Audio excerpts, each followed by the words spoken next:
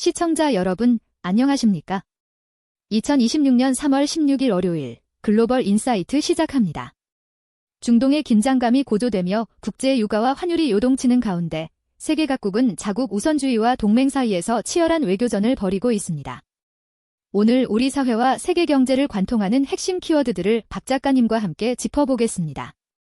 작가님, 어서 오세요. 네, 반갑습니다. 오늘 뉴스를 보니 지정학적 위기가 경제를 흔들고 그 속에서 민주주의의 가치를 지키려 했던 과거의 사례들이 떠오릅니다. 현재 호르무즈 해협의 파고가 서울의 환율을 건드리고 과거의 민주화 운동이 오늘의 정치적 메시지로 부활하는 모습은 역사가 결코 단절된 것이 아님을 보여줍니다. 혼돈의 시대일수록 본질을 꿰뚫는 통찰이 필요한데 오늘 그 실마리들을 하나씩 풀어보겠습니다. 한국 소식부터 보겠습니다. 이재명 대통령이 제66주년 3딜 5.25 기념식에서 정부 차원의 첫 공식 사과를 전하며 민주주의의 의미를 되새겼군요. 네, 상징적인 장면이었습니다. 이 대통령은 3.1 5.25를 2024년 12월 3일 비상계엄의 어둠을 물리친 사건과 직접 연결했습니다. 국민을 이기는 권력은 없다는 메시지는 탄핵 판결을 받은 윤석열 전 대통령 시대의 그림자를 걷어내고 민주적 정통성을 확고히 하겠다는 의지로 풀이됩니다. 1960년의 함성이 2024년의 시민정신으로 이어졌음을 보여주며 한국 민주주의의 회복 탄력성을 재확인한 셈입니다. 경제 상황은 녹록지 않습니다. 환율이 다시 1,500원 선에 육박했고 정부는 코리아 디스카운트 해소를 위해 대기업의 신규 상장을 원칙적으로 금지하는 고강도 규제안까지 내놓았네요. 중동 리스크라는 외풍과 지배구조 문제라는 내질환이 동시에 터진 격입니다. 환율 1,500원은 경제 펀더멘털을 위협하는 마지노선이죠. 정부가 20조 원 규모의 채권시장 안정펀드를 검토하는 건 과거 금융위기 당시의 학습 효과입니다. 특히 대기업 자회사의 쪼개기 상장을 막겠다는 규제는 주주 자본주의를 확립하려는 강한 승부수입니다. 이는 기업 규제를 통해 시장의 신뢰를 회복하려 했던 과거의 정책적 결단들을 떠올리게 합니다. 그런가 하면 문화와 안보가 결합된 훈훈한 소식도 있습니다. 중동 체류 국민과 일본인 등을 구출한 사막의 빛 작전이 성공했죠. 공군 수송기 시그너스를 통해 211명이 무사히 귀국했습니다. 이재명 대통령이 원팀 협력을 강조했듯이 위기 상황에서 국가의 보호 능력을 입증한 겁니다. 특히 일본인 3명을 함께 태워온 것은 최근의 한일 협력 흐름을 잘 보여줍니다. 인도적 협력이 강력한 소프트 파워가 될 수 있음을 시사하죠. 한편 광화문 BTS 콘서트에 대비해 1만 4천 명의 인력을 투입하는 등 안전대책에 만전을 기하는 모습도 성숙한 사회의 단면이라 할 수 있습니다. 미국 상황으로 가보겠습니다. 트럼프 대통령이 호르무즈 해협 확보를 위해 해군 연합군 배치를 요구하며 한국을 포함한 우방국들을 압박하고 나섰습니다. 트럼프 대통령의 방식은 여전히 직접적입니다. 이란의 군사 능력을 상당 부분 파괴했다고 주장하며 이제는 동맹국들이 비용과 병력을 분담할 차례라고 외치고 있죠. 이는 과거 강대국들이 해상로 장악을 위해 다른 나라들의 협조를 강요했던 방식을 연상시킵니다. 트럼프 행정부는 항행의 자유를 명분으로 내세우지만 속내는 미국의 해상 통제력을 재확인하고 대외 전쟁 비용을 줄이려는 실용주의적 계산이 깔려 있습니다. 내부적으로는 언론에 대한 압박 수위도 높이고 있습니다. 전쟁 보도를 문제 삼아 방송 면허 취소까지 거론했다고요? 네, 트럼프 행정부는 이란 전쟁에 비판적인 매체들을 정조준하고 있습니다. 이는 미국 수정헌법 제1조인 표현의 자유와 정면으로 충돌하는 지점인데 전쟁 중에 여론을 통제하려는 시도로 보입니다. 이에 대해 미 항공사 CEO들이 셧다운 대비 급여 지급을 촉구하는 등 내부적인 경제적, 사회적 파열음도 커지는 양상입니다. 그래도 기술 혁신에 대한 기대는 여전해 보입니다.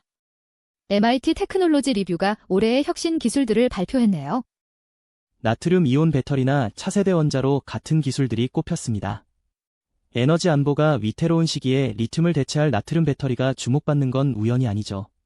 트럼프 행정부가 제조업 강화를 외치는 상황에서 이러한 혁신 기술들은 미국의 패권을 유지하는 핵심 엔진이 될 겁니다. 정치는 과거의 방식을 따르더라도 기술은 미래를 향해 질주하는 이중적인 모습이 나타나고 있습니다. 분쟁의 당사자인 이란 상황은 최악으로 치닫고 있습니다. 경제와 민생 모두 벼랑 끝에 서 있는 모습인데요. 정말 처참합니다. 공식 인플레이션이 40%를 넘고 식품 가격은 2배 넘게 뛰었습니다. 인구의 80%가 세계 빈곤선 아래에 있다는 추정치가 나올 정도니 경제적 재앙 수준입니다. 여기에 미군과 이스라엘의 공습으로 민간인 사상자가 속출하고 문화유산까지 파괴되고 있습니다. 역사적으로 극심한 경제난은 내부 봉기로 이어지곤 하는데 작년 말부터 시작된 시위가 정부의 가혹한 진압에도 끊이지 않는 이유가 여기 있습니다. 하지만 이란 지도부는 여전히 강경한 태도를 유지하고 있죠. 아라그치 외무장관은 협상을 요청한 적이 없다며 자위권을 강조하고 있습니다. 호르무즈 해협을 특정 국가들에만 개방하겠다는 선별적 봉쇄 전략을 쓰고 있는데 이는 국제사회를 갈라치게 하려는 심리전입니다. 또한 라리자니 서기가 언급한 음모설은 내부 결집을 위해 외부의 적을 악마화하는 전형적인 선동 방식이죠. 전쟁의 포화 속에서 이란 민중들만 고통받는 형국입니다. 일본으로 가보겠습니다. 오는 19일 미일 정상회담을 앞두고 다카이치 총리의 고심이 깊어지고 있습니다. 미국의 함정 파견 요구 때문이죠. 다카이치 총리에겐 어려운 과제입니다. 트럼프 대통령은 자위대 함정 파견을 대놓고 요구할 텐데 일본 내부에서는 헌법적 근거와 국제법 위반 가능성을 두고 비판이 거셉니다. 특히 이시바 시게루 전 총리가 미국의 공격이 합법적인지부터 따져봐야 한다며 견제구를 던진 게 뼈아프죠.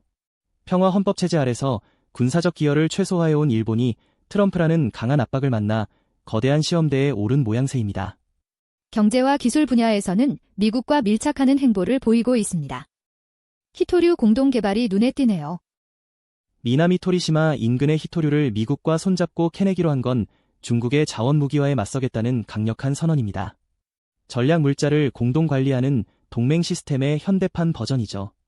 또한 코니카 미놀타가 AI를 활용해 재활용 수지 성형 기술을 확보한 것도 흥미롭습니다. 자원이 부족한 일본이 기술력을 통해 자원순환이라는 돌파구를 찾는 모습은 그들의 절약 문화가 첨단 기술로 부활한 것처럼 보입니다. 중국은 외교와 내실 다지기에 집중하는 모습입니다. 베트남과의 관계 강화에 공을 들이고 있군요. 왕이 부장이 하노이에서 외교, 국방, 공안이 참여하는 3+3 대화 메커니즘을 가동했습니다. 미국의 포위망을 남쪽에서부터 뚫어내겠다는 전략입니다. 또한 파리에서 미국과 경제무역 협상을 시작한 것도 주목해야 합니다. 밖으로는 대립하는 듯해도 물밑에서는 실리를 챙기려는 대국들의 복잡한 셈법이 작동하고 있습니다. 내부적으로는 소비자 권리와 규제 정비에 나섰습니다. 애플이 중국 내 수수료를 낮추기로 한 것도 눈길을 끕니다. 3월 15일 소비자 권리의 날을 맞아 행사를 열고 개인 대출 규제도 강화했습니다. 애플이 수수료를 30%에서 25%로 낮춘 건 중국 당국의 압박에 따른 것인데 거대 플랫폼 기업이라도 중국의 룰을 따르라는 경고입니다. 중국은 지금 사회복지 전문 인력 양성 같은 5개년 계획을 통해 내부 시스템을 재편하고 있습니다. 법과 제도를 통해 사회 통제력을 정교화하는 과정이라 볼 수 있습니다. 중동의 또 다른 축, 이스라엘 소식입니다. 전쟁 비용이 기하급수적으로 늘어나면서 경제적 부담이 상당해 보입니다. 예산 적자 목표치를 GDP 대비 5.1%로 대폭 올렸습니다. 전형적인 전쟁 경제의 딜레마죠. 흥미로운 건 이런 와중에도 하이테크 기업들의 연구개발 세금 공제를 확대했다는 점입니다.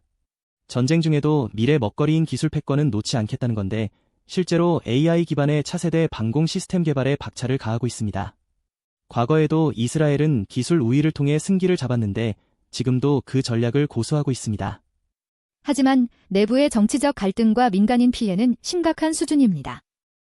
네, 국가 비상사태임에도 사법부 개혁 같은 논란 많은 법안 논의를 재개하면서 정치권이 시끄럽습니다. 밖으로는 미사일 위협에 시달리는 시민들이 도로, 아스팔트에 엎드리는 비참한 상황이 연출되고 있죠. 이스라엘 사회는 안보와 경제, 그리고 내부 분열이라는 세 가지 전선에서 힘겨운 싸움을 이어가고 있습니다. 인도는 이제 세계 경제의 주역으로 우뚝 섰다는 소식입니다. 일본을 제치고 세계 4위 경제 대국이 되었다고요?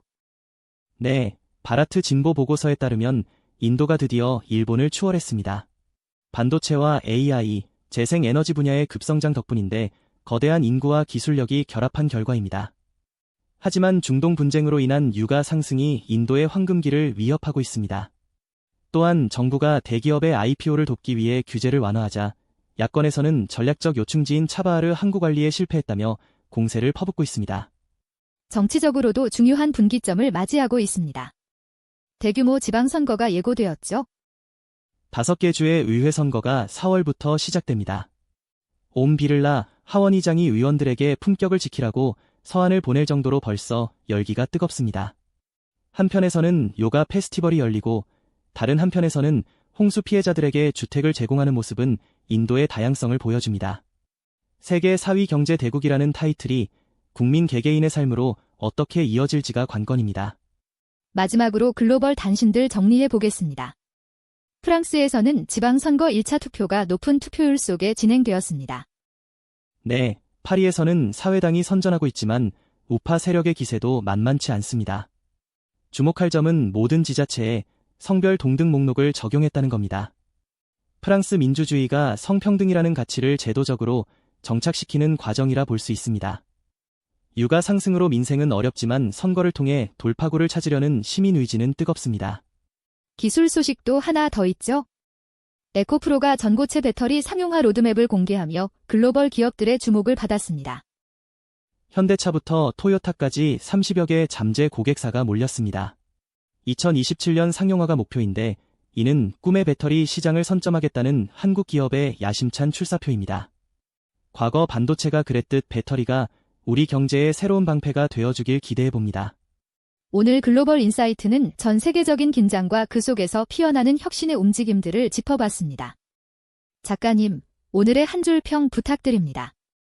폭풍 속에서도 뿌리 깊은 나무는 흔들리지 않는다라고 말씀드리고 싶습니다. 경제 위기와 전쟁 속에서도 민주주의의 가치를 되새기고 미래 기술을 닦는 노력이 결국 새로운 시대를 여는 힘이 될 것입니다. 흐름을 읽는 해안이 필요한 때입니다. 오늘도 깊이 있는 분석 감사합니다. 저희는 내일도 알찬 소식으로 찾아뵙겠습니다. 시청해주신 여러분, 고맙습니다. 활기찬 하루 되시길 바랍니다. 감사합니다. 안녕히 계십시오.